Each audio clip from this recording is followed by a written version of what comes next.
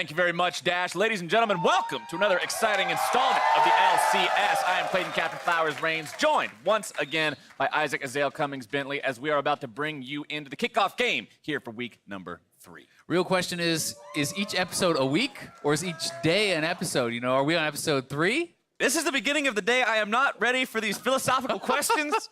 I feel blindsided. I thought you had it all planned out. No, man, this is improv. But you're having me improv deeply difficult questions. But right now, we got a minute before these two teams face off. And especially for 100 Thieves coming into this game, what a lot of their fans are looking for is for this to be the rebound week. Yeah, they obviously had very high expectations. They talked about it during Countdown. The fact that Aframu and obviously the whole team was still looking pretty down even after their Golden Guardians win, because not only did they have an incredibly hard schedule, they dropped all 3 games against those supposed top teams, and they got beaten pretty badly in those games, right? This is a team that people are expecting to be challenging for the top of the standings, and they are looking to have the beginnings of their bounce back right here. So since they didn't look as good as a lot of people were hoping they would against those other top teams, now the new challenge is, well, let's make sure that they can still compete and beat the opponents that everyone expected them to be able to beat. Clutch is a team coming out of the first couple weeks of play that has also looked scarier than I think a lot of people would have given them credit for, and they're a team to keep your eye on. They definitely are, and Kobe talking in his win conditions, wanting 100 Thieves to be going to the top side, camping for Someday. And Someday is a guy who, for me, has not been performing to expectations so far this season.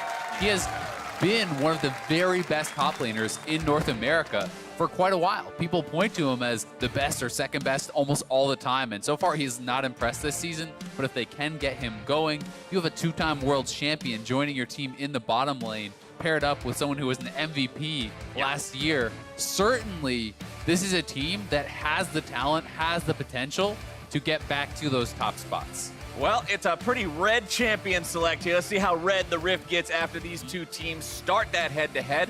Looking at the bans, it's Rumble, Lee Sin, and Silas banned away. His poor performance in EU earlier this week did not dissuade them from still wanting to keep him out of Summoner's Rift for now. Akali, Lucian, Cassio also banned out. And Huni is a guy who I've been seeing playing a lot of Silas. It's definitely, I think, his style of champion where you can be very aggressive, where you can have a champion that rewards a lot of creativity, so it makes some sense to take that away. It's also really cool to actually look at this game and realize this is Bang versus Piglet. These are 2 former SKT 80 carries who are also world champions playing against each other here in the LCS. And by the way, Huni, also a world finalist on SKT in this game. So a lot of SKT alumni here, and they're going to be kind of joined by some of this newer wave of players for Clutch. Demonte has been fantastic this season. Vulcan, a very new guy to this high-level scene. And they have been really looking good. It has been guys like Demonte and Vulcan and even Piglet putting in performances that weren't expected to be at this high level, and that is what has gotten them their wins. It hasn't been the Huni show, certainly so far this year. Well, so far we're going to see picks that are really not too surprising based on what we've seen through the first couple of weeks of play. Already, Urgot locked in for 100 Thieves. Clutch deciding to go for the Ezreal here, and could it be? It is! NA Jace shows his face, but maybe they figured it out. Maybe NA Jace will show up strong today. It is Huni. It is a man who's done plenty of carrying from the top lane before, although it also could be going over to Demonte. We'll have to wait and see. Yeah, we are going to have to wait and see. And it's a little bit surprising to me that Urgot actually did slip through the bans when you consider that Cassio and Aatrox and a lot of those champions all did receive nerfs, 4 and 9.2. Urgot did not. He kind of, escaped a lot of the kind of nerf hammer that was coming through for some of those OPs. So he will still be there. And as you say, Jace could be top, could be mid. Gonna have to find out where that is gonna go. But the pick that a lot of people had been talking about from the first couple of weeks was Victor. That had been getting chosen time and time again and had not been very effective. So we'll see if Jace can reclaim its place. It's not a place you want to reclaim. The Lord of the Dumpster in NA is not something that you want to be. We'll see if the Jace can be that big pick, but the other solo lane for 100 Thieves, again, the 2018 Worlds throwback to the world of Aatrox and Urgot. Both these champions going to be picked up there for the Thieves this time around, as Zoe is grabbed for Clutch Gaming, which tells me the Jace is probably heading top. Does make me wonder if 100 Thieves are going to go back to the Victor bot lane or something along those lines. Maybe grab an AP jungler, because you are extremely physical damage heavy so far in this draft. Those are the two solo laners we are expecting.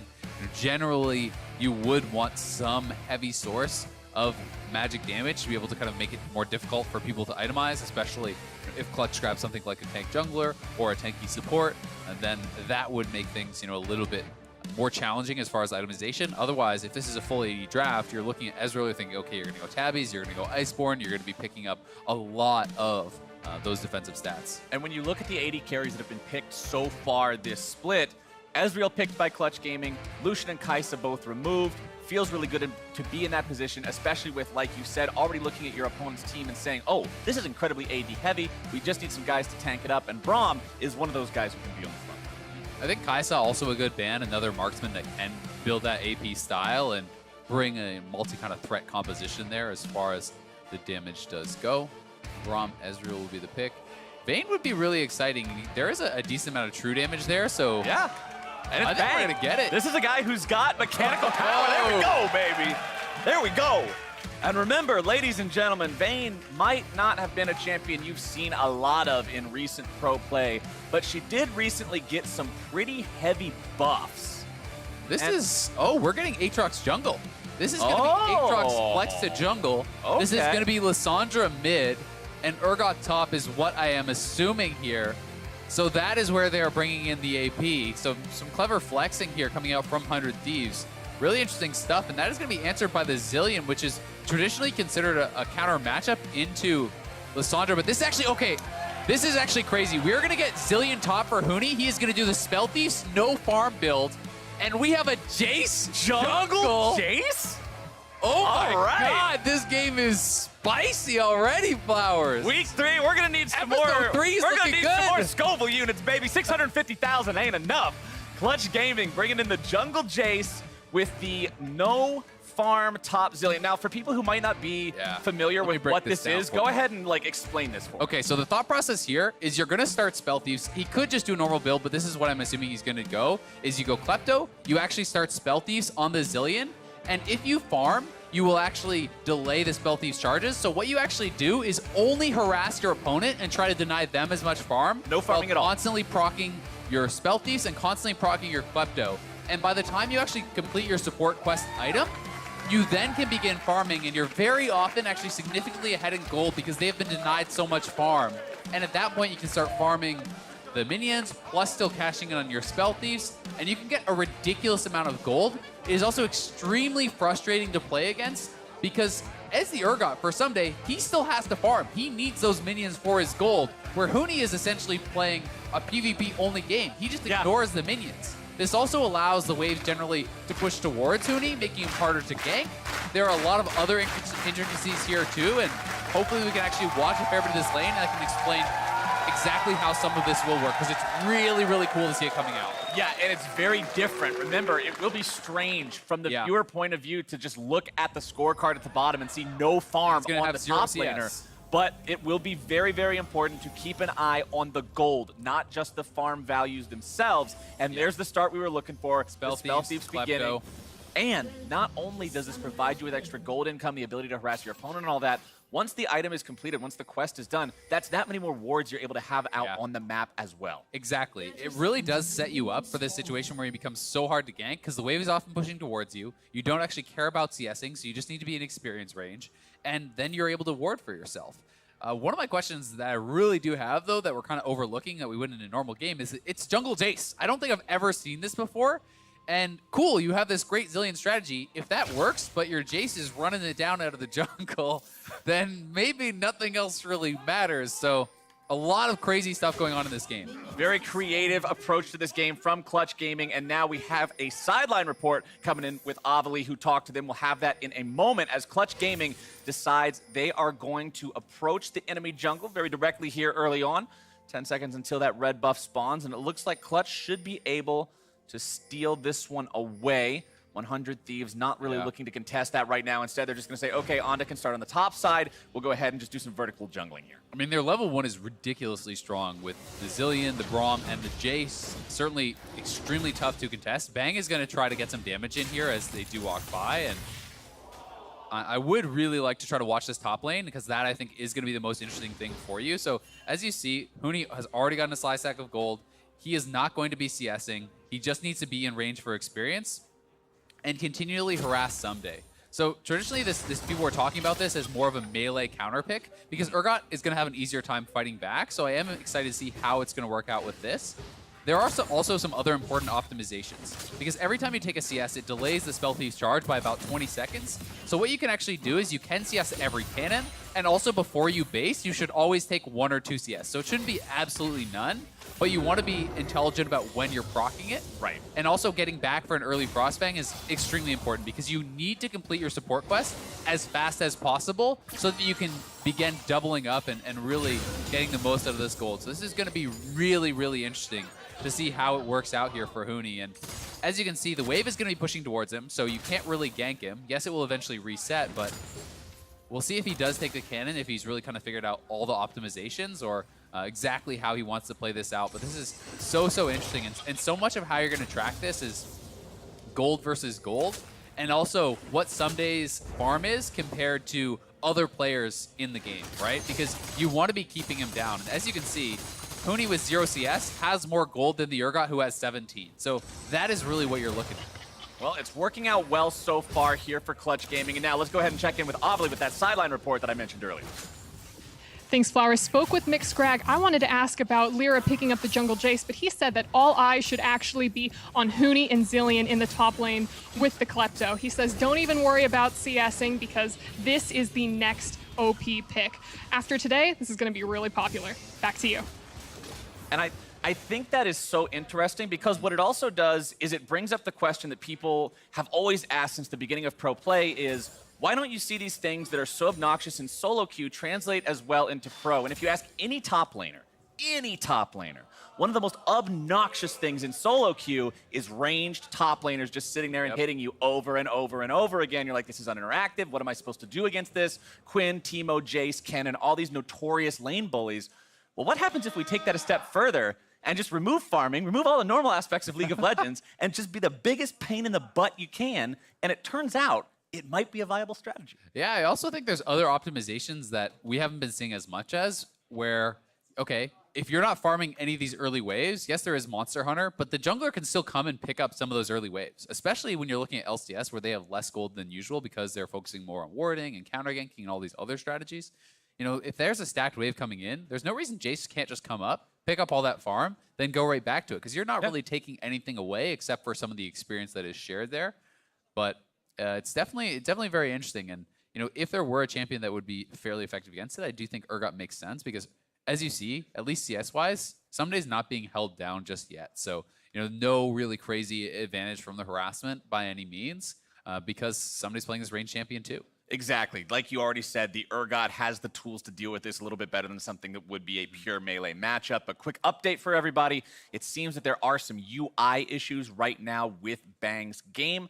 We're assessing that, seeing how quick we'll be able to resolve it. Hopefully it will be soon. But in the meantime, remember as this game goes on, one of the most important things to do is going to be to track the gold completion, or the gold progress, I should say, towards the quest completion on that support item for Huni. He's currently at 163 gold earned. As soon as he hits 500, that's the green light. That means you can start CSing regularly. You're also going to be able to fully utilize the support item with all the wards. It's a huge power point for him. Yeah, I mean, I was messing around with this for a couple games last night, and I've been trying it out since I've seen this strategy. And you can have an absurd amount of gold. When you get an early Frostfang upgrade, you complete that support quest, you're often even or ahead on gold anyway, and then you're getting the farm plus that gold coming in. And even in losing games, I was often ending up with 2,000 or 3,000 gold ahead of the next highest person in the entire game, while not having all the global gold from turrets, etc. So it certainly can be an incredibly strong strategy, but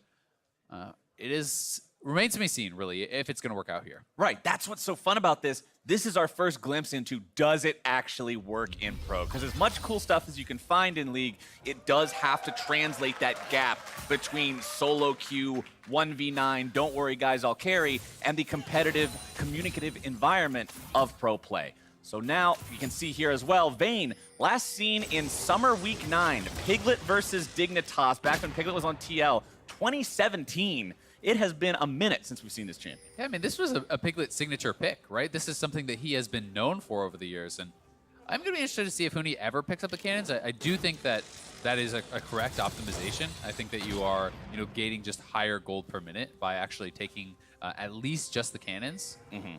But he hasn't gone for any of them so far. So, okay, that one he did take. The first one he didn't go for. So I think this is intelligent, especially if what some players are going to start doing is they're just going to start backing off and just not allowing you to proc that spell thief all the time. So at that point, you can take some CS, but you have to be wary. I mean, if you ever take a full wave or something, you push back your spell thief charges so far that you really do end up delaying that support quest a tremendous amount. Huni getting some nice damage here. 2 bombs strapped to him. Second one's going to blow up, and there we go. Sunday will continue enduring that poke, and as I check in on the gold, Someday is ahead, but he's ahead by about 100. And when you look at the fact that Huni has 1 farm, that doesn't feel too bad. So this is actually hilarious. So the reason we paused was Bang thought there was a UI error because he saw no farm on Zillion. That's the build, bro! That's the pause. I absolutely love that. Like, no. My opponent's farm isn't showing up. I can't tell how much gold he has. That's almost like a PM level pause. It's like, excuse me, this guy is getting slammed so hard, there must be a bug. Like, no, he's just losing. It's going to be a good day of League of Legends, Zale. It is going to be a good day. We're off to a good start here, Flowers. We're off to a good start. Demonte off to a pretty good start there for himself in the mid lane as well. Has a CS lead over his opponent, also packing the extra Ignite there that he was able to pick up off the ground, as you're going to see Onda stealing away a Krug camp here, but Lyra will make his way up towards that. Level 4 on the Jace, does have the red buff. Pretty scary to fight, but Onda does have a level advantage on him, able to find a lot of damage very rapidly. There, as Lyra walks back closer to him, and who he makes the rotation, it's 100 Thieves getting first blood. Nice job by Huni on the rotation, very quick there, and Lyra stepping back into the third queue, perhaps thinking Huni was going to come over and not realizing the Sandra was going to get there first, so 100 Thieves capitalizing big time. Huni commits both summoners, the ultimate, everything, but does get there very fast. You can see the TP is actually coming in over by the Raptors, so they wanted to commit to this very heavily. He was confident to take the fight because he has the red buff and the range advantage, but not realizing the Lysandra was there, not noticing that TP coming through. Nicely done by Huhi. And this is what I think when I look at Huhi. This is why a team like 100 Thieves would pick up Huhi. We've talked about this before. This isn't a guy who's been known as this great 1v1 mechanical god. He's faker, he'll kill anybody and just destroy his lane.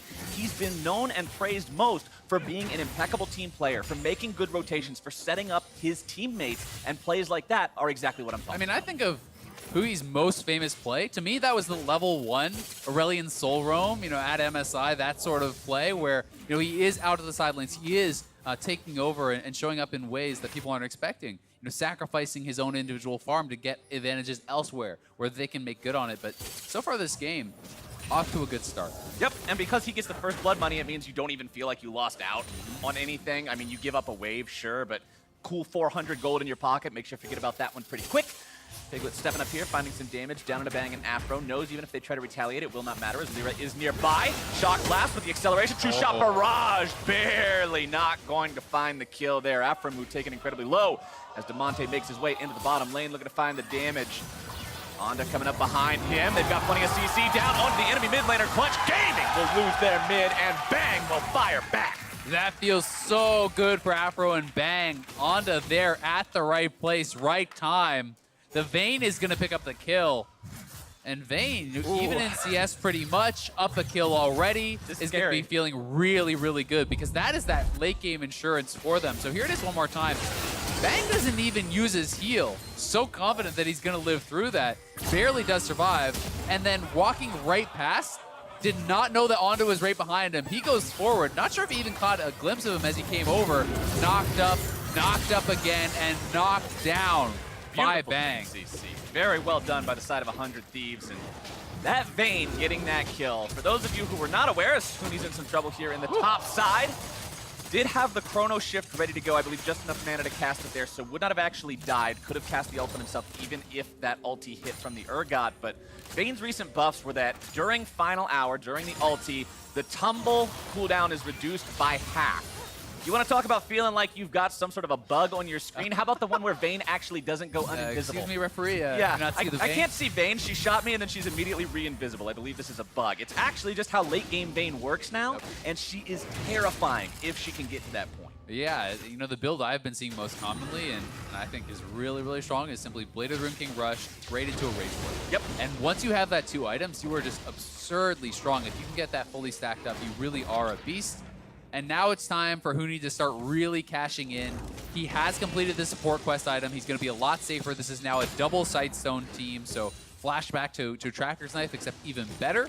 And now he can fully farm without putting the support item on cooldown. So he's going to be getting that 20 gold per hit on towers, on champions. He's going to be getting the Klepto gold, the Slice Axe of gold, and he's going to be farming. And we're at 10 minutes. You can see that the Urgot's farm has been held down a bit. This is certainly nothing too extreme, and they are fairly even on gold at this point. But this is where Huni should, for his hope, you know, explode it and start to get a bigger advantage there. Right, considering you've now got the same possibilities for gold income that he does with the minions, but you've also got that fully evolved support item, it should be nothing but an upward trend here for Huni when you compare the gold. And if you would have told me a couple weeks ago that we would have had a game where one top laner has the same farm as the supports, but he's equal on gold, I would have said you were trolling. Yep. But people always discover new ways to play the game, new sorts of strategies to test.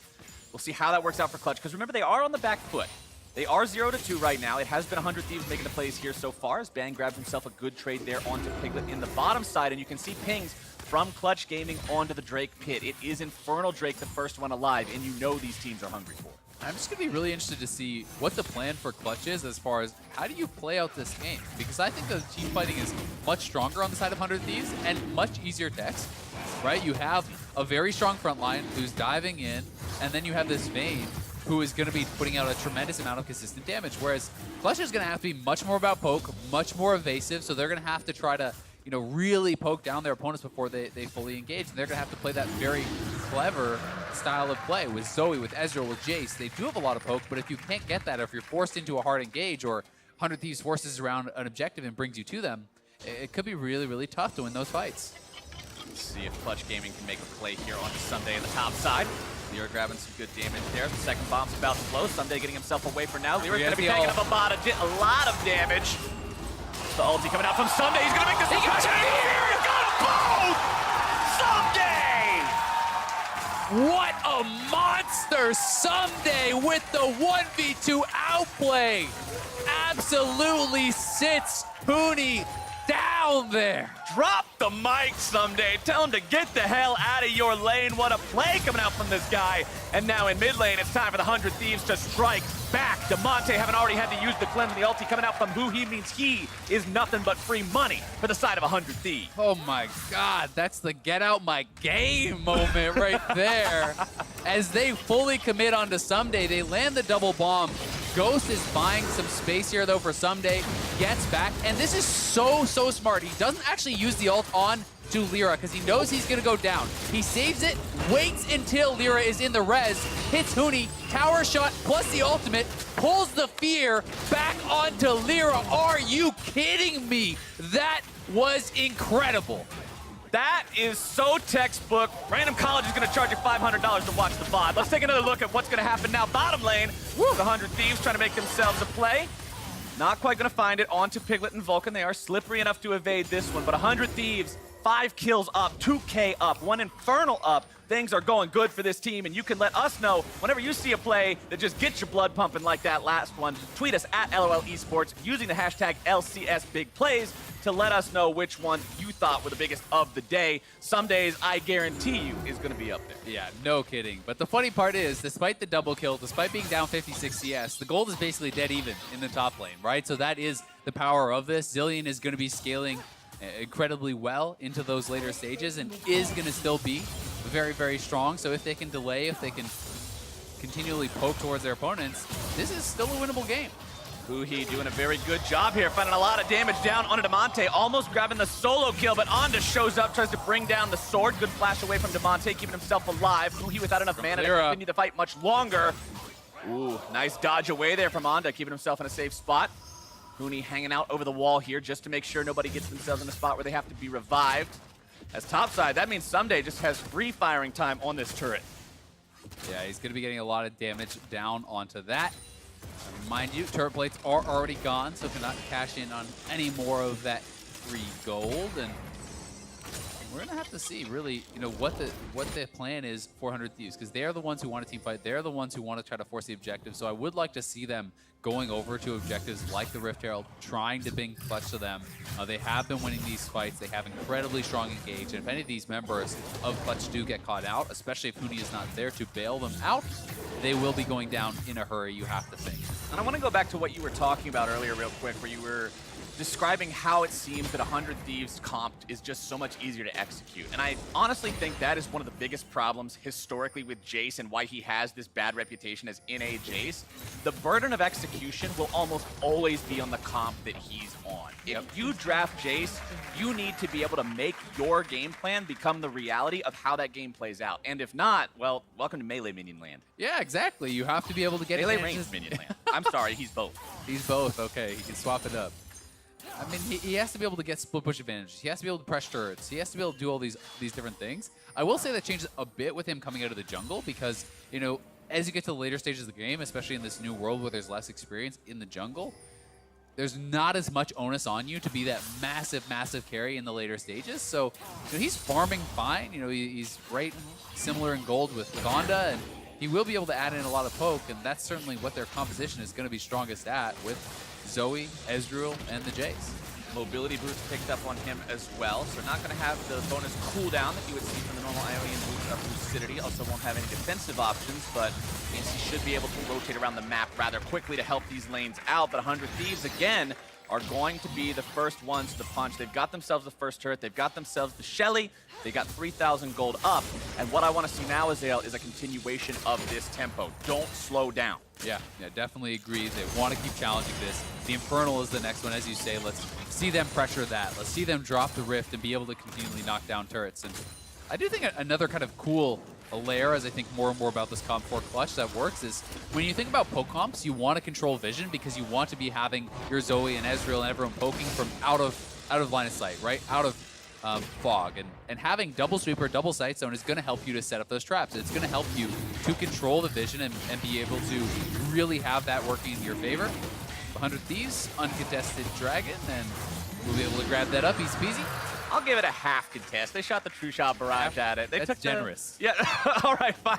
0.25 contest. Okay. There we go, if we're going to be exact about it. Yeah, at some point, they tried, but it did not work. Clutch Gaming now find themselves on the losing end of two different Infernal Drakes, and they've got to somehow get themselves to a point where this poke comp can maybe find somebody to pick off. I mean, you've got your Ezreal. Iceborne Gauntlet is completed, is stacking up that Muramana, trying to evolve it, or the Mana Moon into the Muramana upgrade, has about 50 left to go on that tier. We'll see if then he decides to start stacking the second one, go for the Archangels that we've seen a lot of recently.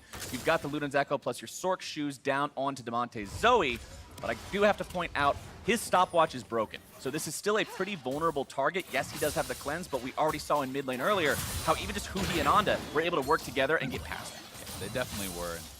It's got to be disappointing for Clutch seeing that another Infernal is coming up. This is 3 straight, and when 100 Thieves has the early advantage, and when they have this strong team fighting and kind of the way to bring in your opponents is just force a neutral objective, well, Clutch is going to be really unhappy. If that was a couple Wind Dragons, those are still really powerful, but it doesn't feel as much like you're going to be checkmated in the later stages of the game.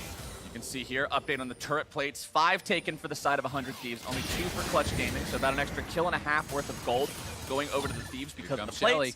And now Shelly's just going to go ahead, ram her head into that turret there, take that one down. That's 2 turrets to 0 now for 100 Thieves. Bang will look to make it 3 here on the top side. Piglet and Lyra coming up there to make sure it stays safe, but with Afro Moon nearby, Bang is not in any real danger. Vulcan also topside here, just in case Bang and Afro Moon get a little bit hyphy. It will be a 3 versus 2 in the favor of Clutch Gaming. Bottom side, you can see the top laners have rotated themselves down there. First item of the game for Huni will be that Archangel Staff. Wanted to upgrade it into the Seraph's Embrace to get the extra shield. But bottom, Sunday just doesn't care. I mean, he's got the Spectre's Cowl. He's got his Black Cleaver. He feels totally comfortable dealing with this Zillion. Now, Zillion just doesn't have enough consistent, sustained damage to do any real threatening onto that.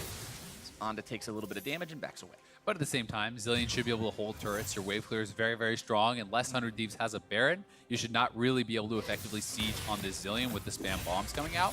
Also interested to see if this null for Bang is just he's going to sit on a little bit of magic resist, because that 450 gold buy eliminates more than the flat pen that is bought from a 1100 purchase. Yeah, it gets rid of the Sork shoot. Right? That is 1100 gold for 18 pen versus 450 gold for 25 magic resist. So that is a good solid buy on its own. Math checks out. But this could also be a Wit's End. I think that would be much more atypical. I would still prefer to see this just be a Rage Blade and sitting on the Null Magic Mantle, but these are also pieces of a Wit's End. I just don't know if there's enough magic damage in there to really justify buy. I mean, you do have the Zoe, you do have the Zillion. There are some pretty big magic damage punches, but at the same time, I agree with you because of how you described already the Bork plus Rage Blade combination being so potent on this champion. There is a big difference between having silver bolts every 3 shots and getting it literally every other auto. Yep. And that is exactly why that synergy is so massive. And that in combination with the fact that you have an auto reset with your tumble, that's going to be up twice as often during your ultimate. So you're constantly invisible, constantly proccing this true damage out. And the damage becomes so scary where you are just shredding through. If you cannot keep eyes on this Vayne and really lock him down, he's going to light you up. And when you look at the composition from Clutch Gaming, what do we have to lock a Vayne down? I mean, Jace and Ezreal both don't have anything that can lock her down. Huni would have to land 2 bombs, which, again, if she's in final hour, tumbling around all over the place, that is highly unlikely. So you're pretty much looking at a Sleepy Trouble Bubble or Vulcan hitting a big Glacial Fissure and just predicting where she's going to tumble, throwing her up into the air. You don't have any real huge AoE containment for this champion. And I really think Bang, especially a player of this pedigree, of this caliber, could pop off, considering we're now 21 minutes into the game. He has been able to farm to his heart's content. He's getting there. Null Magic Mantle going into a QSS just to make sure if he gets hit by the double bomb stun or that Sleepy Trouble Bubble, he's not in trouble. Yeah, still like it. They're ahead. I think that is a pretty reasonable choice. As you say, it's going to keep him really safe against the only ways he kind of does get picked off. He also has Fleet, so that is going to be very effective against the poke, Fleet Footwork, plus the early lifesteal from the Blade of the Rune King. Likely going to be grabbing Legend Bloodline as well, which has become so incredibly popular. So even just that kind of setup there makes it so that if you don't kind of zero out this guy, he'll heal back up to full on the next minion wave. So things going certainly according to plan for 100 Thieves. I am excited to see will Clutch actually try to contest this next Infernal, because giving over a triple Infernal just feels so dangerous. And it is up on the map. All 5 of them are in the area, so let's see. Monte gets himself a Sleepy Trouble. Oh, wants good to look poke. for some even more damage. Monte getting himself back now. Bang goes into the final hour, looking to grab some auto attacks down into Vulcan. Able to proc a few of those. Vulcan going to be taken rather low. However, a lot of damage coming down onto Huhi now as well. Goes into the stasis, keeping himself alive. 2-shot barrage, not finding its way onto anyone. Bang going to sidestep that one, but not the shock blast. Clutch Gaming managed to ward 100 Thieves away for now. Some good early poke, exactly what this comp was drafted for. Makes it hard for 100 Thieves to fight. A Drowsy finds its way onto the enemy top laner. Someday gonna have to get himself away even further now, as it looks like Clutch Gaming have won control of the mid lane for the day, and that means they rotate over and they take the Drake. Yeah, really well-played teamfight there from Clutch. They don't allow 100 Thieves to ever get that full hard engage. No one gets locked down. No one gets pinned out and burst down. So they kite back as a squad. Braum absorbing almost all of the damage that was taken in that team fight. And you can see the shock blast, the Ezreal shots, the Sleepy Trouble Bubbles coming across, eventually push 100 Thieves out. And they are out on the map looking to try to threaten around this Baron.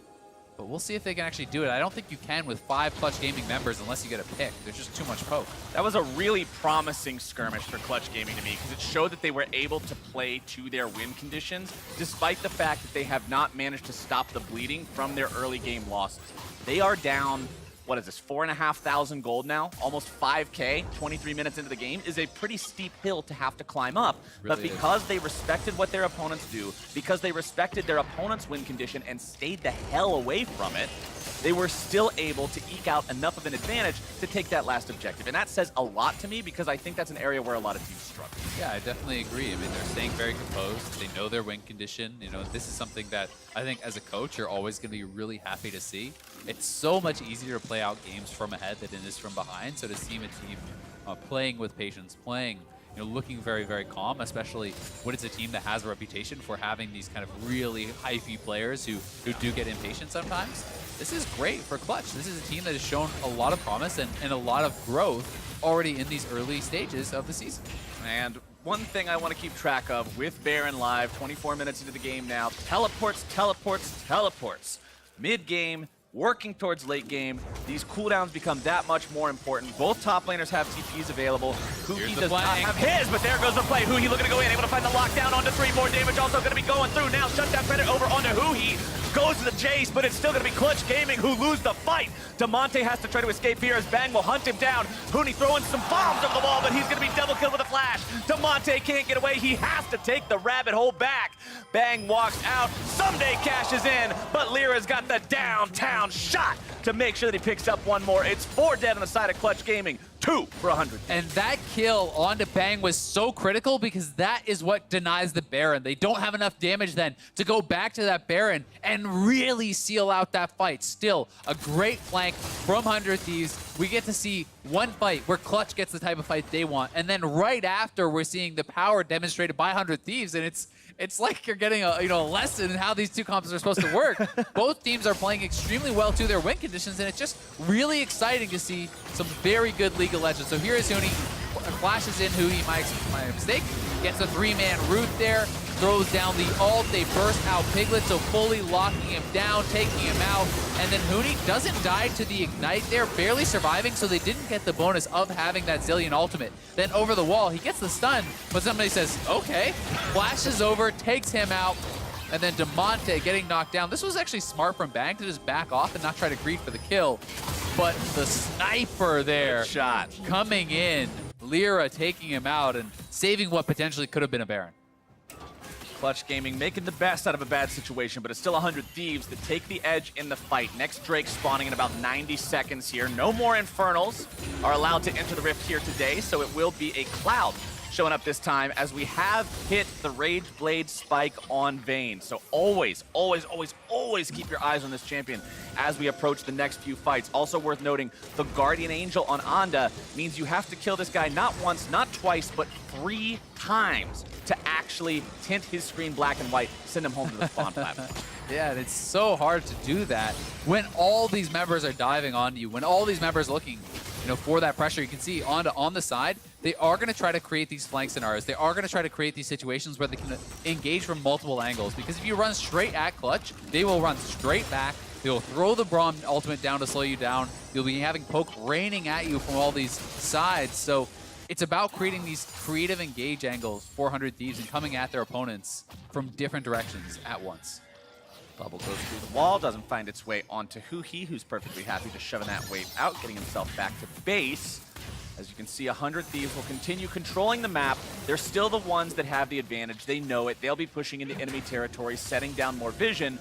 But as we tagged on at the beginning of the match, and as I'm going to reiterate a lot more until the Nexus blows up, the extra vision for Clutch is going to be big. That's 3 more wards you can have down on the map at any given time that 100 Thieves has to clear out and play around. Yeah, and it allows you to sit on an extra sweeper very easily too, so you have much more vision denial. They're on 2 blue trinkets, 3 sweepers, and they have double Sightstone. So if you're buying pinks also, you should have complete vision control, right? You should be able to control these zones, make it harder for 100 Thieves to set up around the objectives, but 100 Thieves is looking. 100 Thieves about to lose their support. Instantly, Damonte's got the damage onto Afro Moo. That's the kind of pick you're looking for if you're Clutch Gaming, and 100 Thieves, they just a little bit uncoordinated there. Afro Moo too far forward. Yeah, they wanted to try to set up this flank, but they get caught on the ward, and they get the pick off onto Afro Moo. The rest of 100 Thieves aren't able to come in, and now, with 1 man down, I don't know if 100 Thieves can actually hold the turret. There's just so much poke. Like, look at all this zone from the Sleepy Bubble Trouble, as well as the bombs coming over, and all of these different zoning tools. And that is the first turret of the game for Clutch Gaming, by the way. 28 minutes it took them to be able to get one. However, it has closed the gold a little bit further. It has kept them in this game, and they are doing a good job of not allowing their opponents to just choke them out. Yeah, the gold lead has not been increasing 400 Thieves, right? Yes, they are still a decent chunk ahead. They are closing on a 4K gold lead, but they are not increasing that. It has been static for quite a while now in this game, so We'll see if they really can force anything. We know that this game can turn on a dime because if they do get that one decisive fight with a Rage Blade Bane, you can shred through the Baron. Aphromoo going to be taken very low here once base. again. The life of a support sometimes. Gets shot by a few things. All right, boys. See you soon. 30 seconds from now or so. Taking a look at the items coming online across the board. You can see the Yumu's Ghost Blade as well as an additional serrated Dirk completed for Lyra. Those accelerated shock blasts are going to be doing a good chunk of damage there. You can see one connecting onto Bang as he has to get himself away. Vulcan just trying to toss out some additional poke along with Piglet there to ward 100 Thieves away, but the Thieves do have very solid control over the Baron area for now, which Clutch Gaming will constantly have to be aware of. Yeah, they are going to have to be really, really careful. And it's so hard for 100 Thieves to actually clear out all these wards as Hui going to get caught out here. Here we go. It's going to be two different fights at once, but Hui is already exploded. Huni goes ahead, uses the Zillion ultimate on himself to make sure that he's not going to be picked off. The Urgot ulti makes its way onto him, but he's just out of the HP threshold, will not be pulled back into that suppression execution. Drake is live, Baron is live, 100 Thieves are down a man. But because Clutch Gaming's top laner doesn't have an ulti and he's halfway low, they're not incredibly confident just yet. Someday is going to be soloing down that Drake while the fight happens mid lane. And by fight, I just mean sort of an equalization of the lane. As you can see, Clutch pinging towards the Baron area, saying if nothing else, get control now. Yep, they push them in. They know that Someday is not around. So as you say, at the very least, they can take back all of this vision, buying more time for themselves, constantly searching for these picks, looking to try to get those advantages. And the 400 Thieves doesn't seem like they really want to fight just yet. I mean, Bang is sitting on so much money. At this point, I think they are going to wait until he completes his next item before they look for anything. 2,400 gold. Yeah, he can almost buy a full rapid fire or whatever. So I think he's just going to stay out on the map. They're going to give him probably this bottom side jungle farm to try to complete an item, and I am expecting it to be a rapid fire very likely.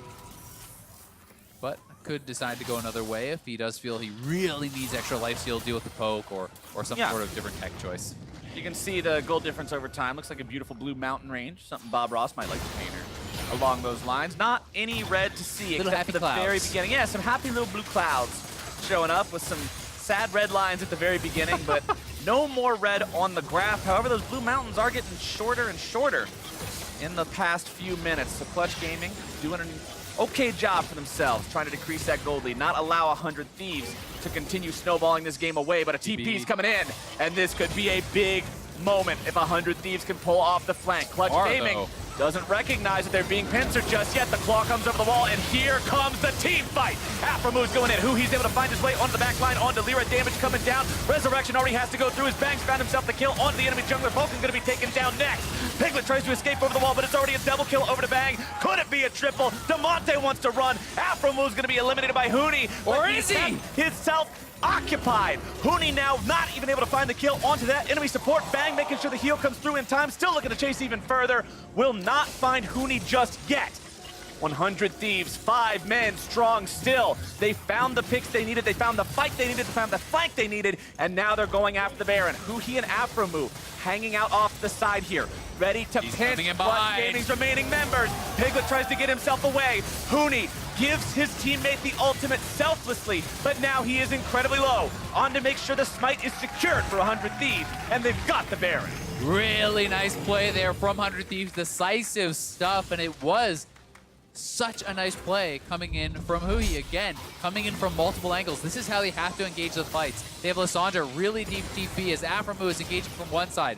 Onda is above them. Bang and Someday are below them. Hui coming in from yet another side. And Bang, you'll notice, is pretty much completely untouched throughout this whole fight. He's going to be able to have the time to go forward, get that damage down. No hesitation. He forces out the ultimate from Huni and then continues to go forward, chasing down multiple members, trying to get as many kills for them as possible. And look at Aphromoo, proccing the relic stacks for the heals there, and then the heal comes in from Bang, getting them just enough. And here's after the fact, gone fishing. Pull it into the grinder. Just during the replay, that happened. So yet another kill going the way of 100 Thieves. A cool 1K bounty sitting on Someday's head. So that's a man you want to take down if you are clearly doesn't Clutch. feel too bad about playing against this new age Cillian strategy. Not feeling too bad at all as 100 Thieves are feeling real good. 7,000 gold up, just about 7.5 now as they push the top side. Bang on this Vayne, 750 bounty on himself. Full Mercurial Scimitar with the Zeal. Yep. And then Mercurial, he's going the more defensive option. As I said, it's reasonable to get more lifesteal, as kind of a different tech choice, so to speak, there, if you're worried about the poke, right? So now he has double lifesteal from the items, 20% there, plus his runes and masteries and everything are going to give him even additional. And the magic resist. It's going to be really hard to ever take down that Vayne. Poke doesn't really matter that much to him anymore, as long as he has access to something to hit. For the next 2 minutes, the name of the game for Clutch Gaming is defend, defend, defend. They want to hold this inhibitor turret line at any means necessary, but it is difficult when your opponents have the 1-3-1 going. When you've got Someday and Bang and Aphromoo in the top side, while the other 2 lanes are being handled by the split push from the Aatrox and the Lissandra, Big will do his best to clear those waves out. He's going to draw 2 people down towards the bottom lane, while Onda is also going to demand attention here mid. You can see the damage he's able to find with the Deathbringer stance. Single auto takes a huge chunk out of that mid lane tier 3. And all these cannons are really causing a lot of problems. You can see as these waves are all starting to crash at the same time, 100 Thieves is getting so much damage down on these turrets. Mid lane turret is about 1 auto away. Bottom lane turret has fallen.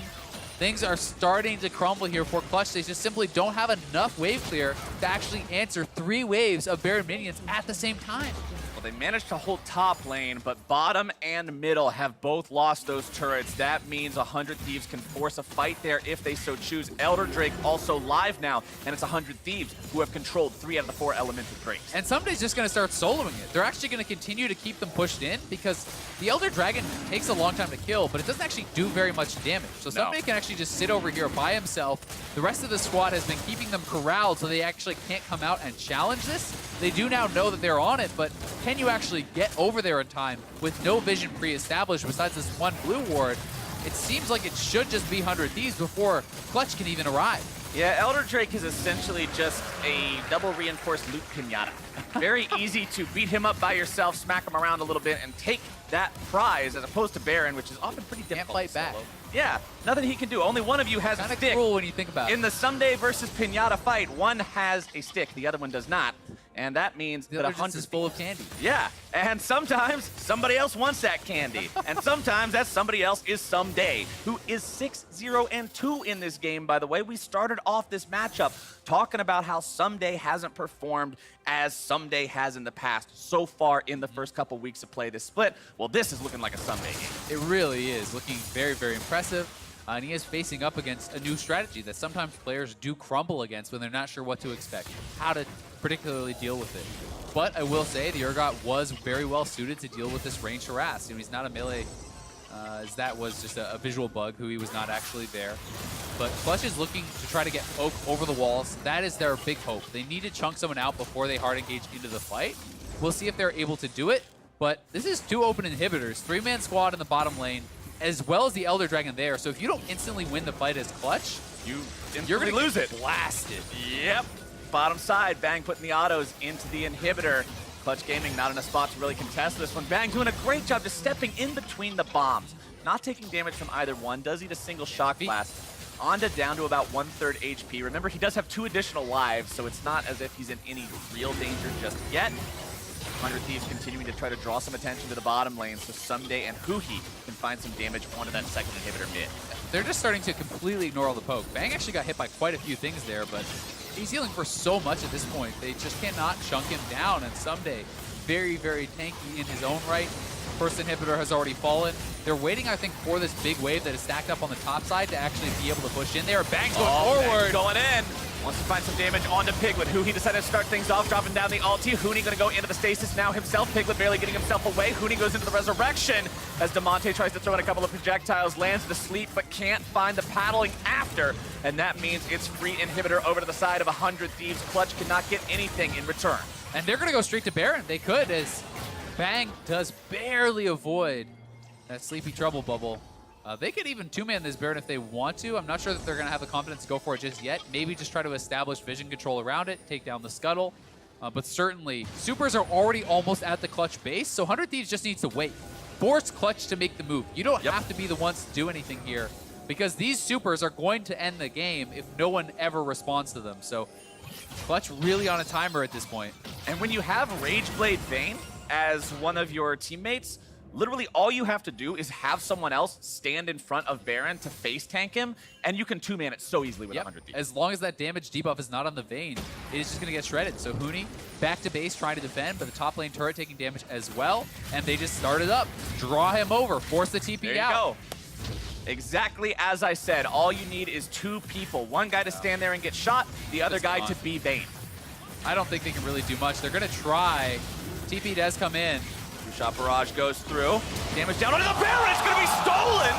Lyra makes a big play for Clutch, but will it be enough? Resurrection over the wall. Onda does end up losing his own Guardian Angel for this one.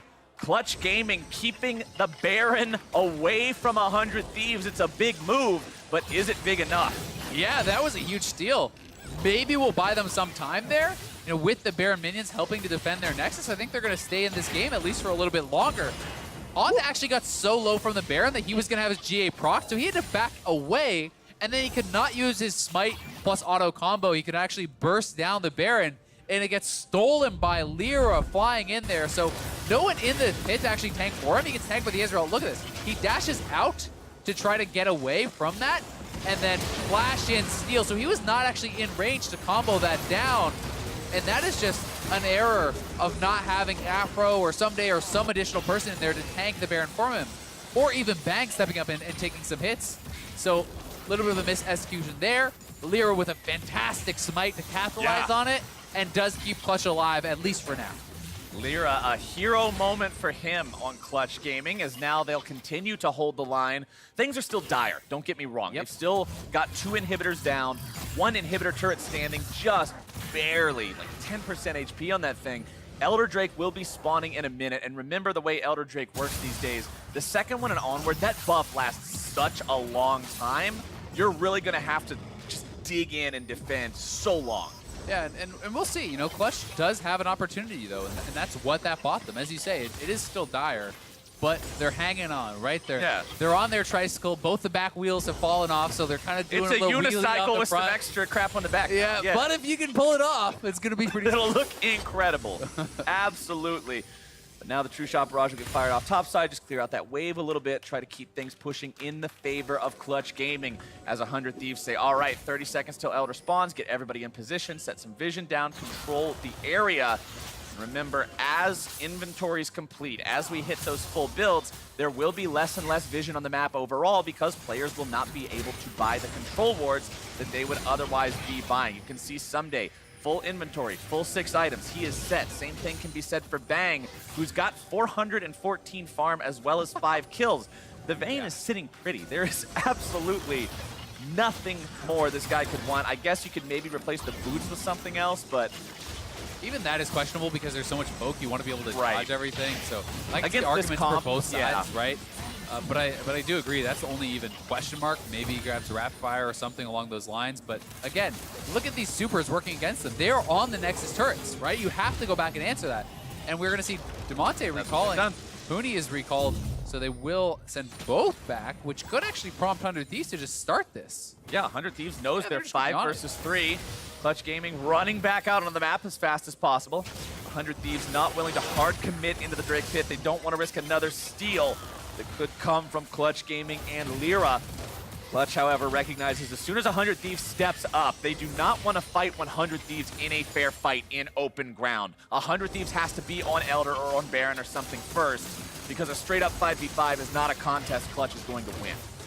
And as the Baron now finally expiring, things will be back even more into 100 Thieves' favor. I would like to see them trying to push out mid lane, try to get over to that Baron pit and get control. They are off to the side here, trying to establish some way in to get these flanks, but you can see Huhi is up, has been spotted on that ward, over behind the Raptor pit. They're going in. Oh, Piglet very far forward, taken rather low. Urgot ulti not going to find its way onto him just yet. Demonte trying to get himself away. Sleepy Trouble Bubble finds its way down onto Aframu, who's going to be taken down to about 20% HP here. Damage over the wall. In comes Huhi, able to find the lockdown onto multiple members. Vulcan trying to peel back. Clutch trying to keep themselves alive. The bomb not going to find a ton of damage just yet. World Ender has been used by Onda. Once that expires, Clutch Gaming knows that that's one less life they have to chew through. Piglet trying to maintain the poke, keep himself at a decent enough spot. The base for Clutch Gaming, critically, also still in perfect condition because the inhibitors had respawned. Clutch found their opportunity to actually leave the base and fight, but now, has 100 Thieves won the fight hard enough to make anything happen? I believe the answer is no. Yeah, I don't think so. I mean, Clutch is still around, right? They still have all these members here, and they landed enough poke. They kited out Bang's ultimate. They disengaged from who he's engaged as well. So they were able to really pull that off and utilize their kiting and their poke once again to make this very difficult for 100 Thieves to find that all engaged. And they are still maintaining vision control, still maintaining control of this kind of river area. So 100 Thieves have got to try to make a choice. Sleepy Trouble Bubble comes in. Damage comes down in the shutdown over to Piglet. As now Someday finds himself in danger here too. Clutch Gaming doesn't want to go any further. They know Someday has the Guardian Angel and they would only proc the passive. Clutch Gaming with a big pick onto the enemy AD carry. Now heads for the Elder Drake. That was enormous, and without the Vayne, this 100 Thieves team comp doesn't really even function, so they're just going to have to give this over completely. You can see Onda is over farming the Wolves. He knows they don't have much of a chance. You're just back pinging your team saying, get out, get out, get out. There's no point in suiciding for this. I mean, he could try to suicide for a steal. That would have been the only real option there. But with the Baron coming up shortly thereafter, even if you stole it, if you die, maybe they just take the Baron in your face. So right, not worth. Here it is. Take another look. One more time. The sleep onto Bang, and I believe he did not have his QSS available for this time. So Someday goes in front to block, but you know what you can't block? The Ezreal ultimate. Oh, the Zoe Q snuck around the side there. DeMonte weaved that like Angelina Jolie curving a bullet. That was so good coming out from DeMonte. This kid has been performing so well for this team so far this split. He has stepped up time and again. And even though this game, he doesn't have the most amazing scoreline in the world, 2-3-3, pretty average. But when you can come in the, and Lord forgive me for this pun, clutch moments like that and make it happen. That's what I wanted to boo myself too, I understand. It's okay. I couldn't think of a good synonym. Freak is cheering. You have at least one. I got one fan. You got that one loyal fan. I'll take that. Freak's like, woo, yeah, flowers. All right, at least I know Freak has my back. But right now, the Elder Drake picked up by Clutch Gaming means that they're feeling okay with moving into enemy territory. This is a team, Azael, that spent so long in their own base, 2 inhibitors down, on the cusp of defeat, and is now pushing forward, sitting down all these wards. Again, I'm going back to the vision game, and I'm not going to stop because they have so much more vision control, especially now that it's the point of the game where control wards can no longer be purchased by multiple members of the enemy team. And gold lead no longer really matters, right? These guys are capping out on items here very, very quickly, so this is no longer a big deal to be down this couple thousand gold whatsoever. As you say, they're going to have more vision control. And you know what makes an Elder even more powerful? A poke comp. Everyone can apply the Elder Burn so easily. It's a shock blast over the wall. It's, you know, an Ezreal Q and Afro getting very low here. True Shot Barrage not going to find its way onto that 100 Thieves support. Some more damage coming down now. The Clutch Gaming got to be careful. Onda coming in around from behind, looking around these guys, but Piglet's already got the kill down on Afro Moo, who he's going to be taken very low. However, he does have that ultimate to keep him alive for now. Onda's also going to go into the resurrection, but Someday's able to find the godlike spree by killing Huni. DeMonte alive, keeping himself away in the back lines. It's 1-for-1. Support traded for top laner, and Clutch Gaming is forced to retreat. Yeah, they are pushed back as such close fights, the slimmest of margins deciding these two fights. And you can see Bang is having such a hard time actually entering the fights. He's getting zoned out by multiple members, and Afro here looks like he has gotten caught out, but Onda is going to come around the side over towards the Dragon Pit. If he had gone back into the Ezreal ult, he might have just gotten lit up. So they decide to make the call, okay, we are going to engage here. But watch Bang. The sleep comes down. Then the Braum ultimate is zoning him out. He's over here in the pit. He can't get in. But 100 Thieves is rushing the Baron, Flowers. 100 Thieves saying it's 4v4, but you lost your top laner. That's more important than our support. But the sleep finds its way in. DeMonte finding some damage down onto the Baron. Can Lyra do it twice? The damage comes through, but Onda's got the secure this time around. Clutch Gaming still looking to make a fight happen. They pop the resurrection onto Someday. Bang's still alive, trying to find a way to make some sort of a fight happen. The second resurrection comes out onto Onda as Someday has to try to get himself away. Another resurrection for Onda. The man won't die, but he's not a cat. You don't get 9, you only get 3. Lyra takes him down, and Clutch Gaming, they lose the Baron, but they find the enemy jungler. The name of the game now is what can you get after, because your top lane inhibitor is being pressured. And will it go down? I think Huni should be able to save this with the double bomb, but it is so low. It falls. You love to see it if you're 100 Thieves. You get the Baron and you get a free side of inhibitor fries.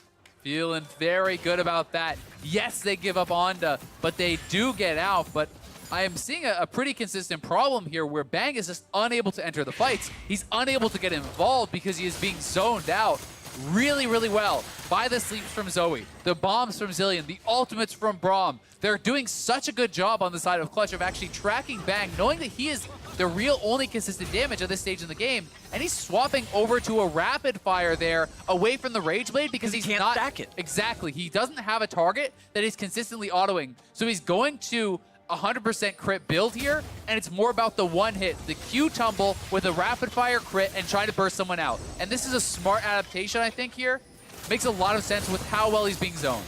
And I think that's one thing that's very important to consider about any sort of mechanic in League that has a stacking element to it. Whether it's something like a Darius Bleed or a Rage Blade or any sort of 3-hit passive. The more meatballs there are on an enemy team, Whoops. the more you can do with that.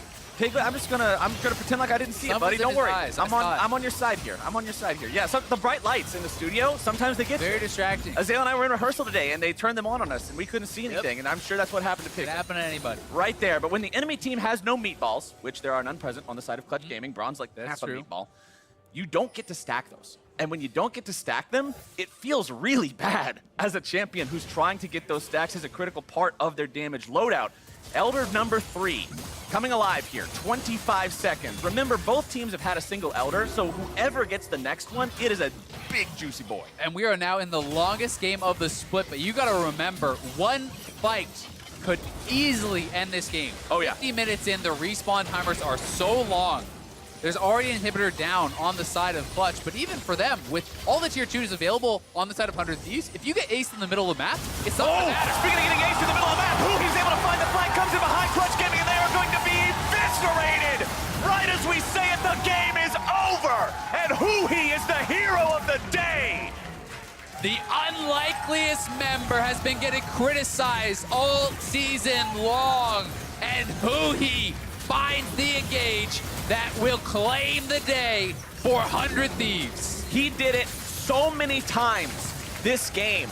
When 100 Thieves found the flanks onto Clutch in these fights and started things off during their biggest wins of the match, it was always Huhi coming around, making those flanks, and setting the team up for success. And then after things look shaky, after they go from 2 inhibitors down to wondering if their own base is going to be broken at the cusp of the next fight, he wins the entire thing. Phenomenal job. Such a good engage, and honestly, what an exciting game.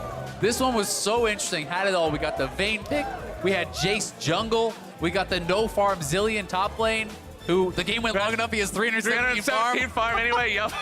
More than you'd see in a normal solo queue game at 50 minutes. I mean, just an insane game. So many smart choices, so many good adaptations from both teams. Really impressed with how these two squads played out very different compositions. Clutch was down a significant amount of gold and managed to play it very well to stay alive. But 100 Thieves, they knew they had to find these engages. They knew they had to come from multiple angles. And when it really counted, Huhi found the engage that seals the day. Some days still never died either, by the way. So 100 Thieves clearly spicing things up here for week number 3. But now we're going to send it over to Avali for an interview with a victorious break that member one down. of 100 Thieves. Break it down. Thanks, Flowers. Huhi, congratulations on that win and that game-winning flank with Lissandra. Tell me about that play. What was going through the comms? What was going through your head? Through our head, like we were all getting really stressed because like we knew we were ahead, and we just wanted to find a way to close out the game. And Zilean had sidestones though, so it was really hard for us to like find a normal flank. And in the end, I was just screaming, "Just back up and let them come in. I can like."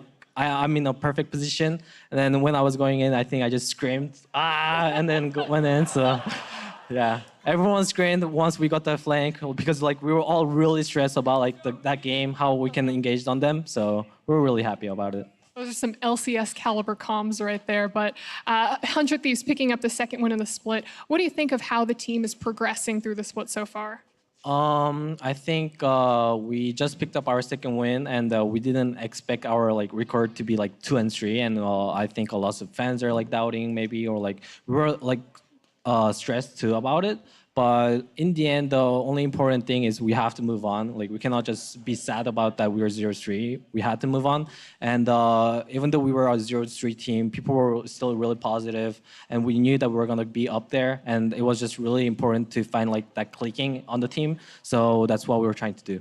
And you'll be moving on to your game against CLG tomorrow. Old team, they're on a bit of a win streak, going 2-0 last week. What would picking up a win against them mean to you? We played tomorrow, CLG tomorrow, and they just went 2-0. So I do think they improved as a team a lot better, because the first week they went 0-2 as well. But I think we're kind of in the same position where like we were both trying to improve and getting in the playoffs, I guess, shape. So yeah, I think picking up tomorrow's win will kind of like ignite our momentum and help us go towards the playoff. Well, Huhi, thank you, and wishing you the best of luck in that coming up match. For the rest of the game, let's hear from the State Farm Analyst Desk. Thank you very much, Avali. A win added to the column for one. What a win, dude. What a win it was. 50 minutes. It took a little bit longer than expected. But say goodbye to top lane CS statistics for the entirety of the spring split. We had our first Klepto Spell Thief top laner. So first, talk to me about the merits of this strategy before we talk about it in this game. I mean, you can see on your screen right there, that was his exact rune choice, but the most important thing is obviously the Kleptomancy. You combo it with Frostfang, and you start stacking up gold through auto attack, harass, and spell usage. And for Huni this game, it transformed at 9 minutes. He completed the quest and could finally start CSing again. He was only about 100 gold down, and it does delay your build a little bit, but at the end of the day, you're going to end up with so many more rewards than the enemy team. So for context for people also, this was on the front page of Reddit. Yeah. And I think the kicker here for me was that in the game, when 100 Thieves paused it afterwards, and they said the reason was that Bang thought it was a bug, that he saw 0 CS. So to me, that sounds like they, weren't prepped. Weren't prepped for that strategy, which I think people really underestimate, like being fully immersed in the scene and always being up to date on every little like cheesy thing that comes up or every Reddit post. Yep. Clutch Gaming took that step to make the test and actually try it out. And they're like, you know what? This isn't just a, crazy, Reddit funny, haha, like YouTube thing. Actually has a lot of good math behind it, because the gold that you get from your spell thieves while you're not CSing doesn't contribute to these bounties. And it does kind of artificially inflate the enemy team bounties because they're getting this big CS lead. Your top laner's not CSing, he's still getting gold. It's like also a way of kind of hacking the system. Yeah, a very ingenious way to approach it all. But now I want to talk about the choice within the context of this game. Mark, I know you have some qualms with the overall team composition here for the side of Clutch. With a poke comp, it's understandable that you want extra vision. And so the idea of a Kleptomancy top laner that's going to get extra wards is cool. The problem is you did it with Zilean. And I actually have a huge problem with that, because the thing about comps, like a poke comp, is once you get engaged on, the fight's over. Like it's so hard for a poke comp to get engaged on, have a member drop, and then res him, and then keep fighting. Like that's not what their comp does well. By the time that you get engaged on, it's probably game over. And so I had huge problems with where I thought, as soon as I saw this, I was like, Kleptomancy, sick. What the hell is this draft? It's crazy to me. And like, I thought that was gonna get exposed come mid and late game. So first question here.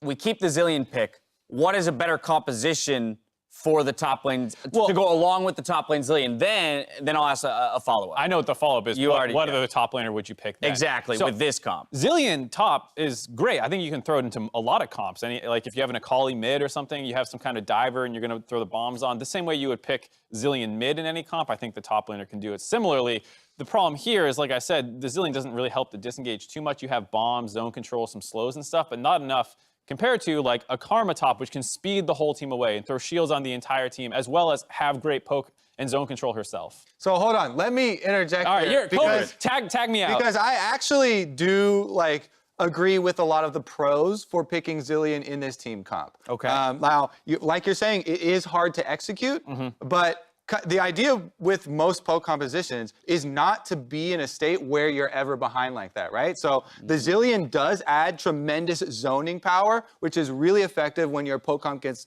ahead early, you can throw down these bombs at the turrets. As you can see, a lot of the turret sieges went really perfectly for them anyways, because all the poke is coming through. And during the revive, it is only, 3 seconds while they're on the ground trying to get back up. But the idea is while your enemy that got, or your ally that got hard engaged on is reviving, everyone else on the poke comp is throwing down cover fire.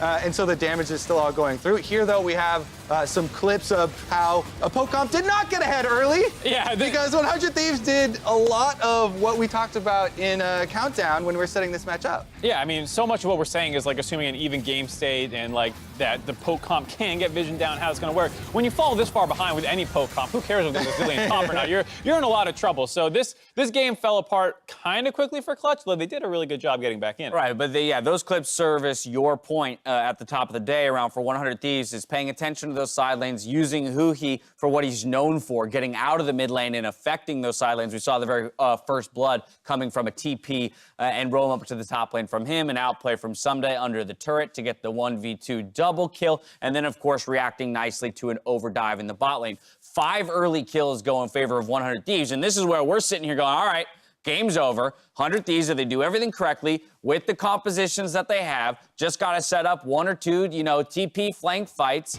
and they can roll it through to a victory against this poke comp. Right, and one of the reasons why we are thinking that is because they have Alisar and Lissandra, 2 of the best champions at hard engaging. However, as they talked about in the interview, there's a lot of wards here with the double warding, and here are the flankers. You can see Huhi and Anda came in this time around. This was one of the first successful flanks that they got. Well, and the big thing here is, like, look how many targets are getting focused down. Lyra's getting hit down. Someday's running forward. They just completely ignore the revive targets. Yeah. So I'm like, what is the Zillion doing in this comp so much better than anything else? Most of the revives, like, sometimes someone got out, but like they could largely ignore it and just find cleanup kills at other points, because either you're getting AoE comboed, yoink, which is how they won the game, was an AoE engage, or this one where you're picking off multiple people at different points, and you can just ignore the guy in the front that's getting revived because no one can step up to protect that guy. That's why I absolutely loved this game. It was so fun. It was such a good game because we have had a lot of games throughout the world where the strategies have become narrower and narrower, but this was such a clear delineation between the poke comp, between the hard engage. The poke comp also went the extra edge to get another round of wards, so they could try and ward all the areas. He talked about how difficult it was for them to find those positionings.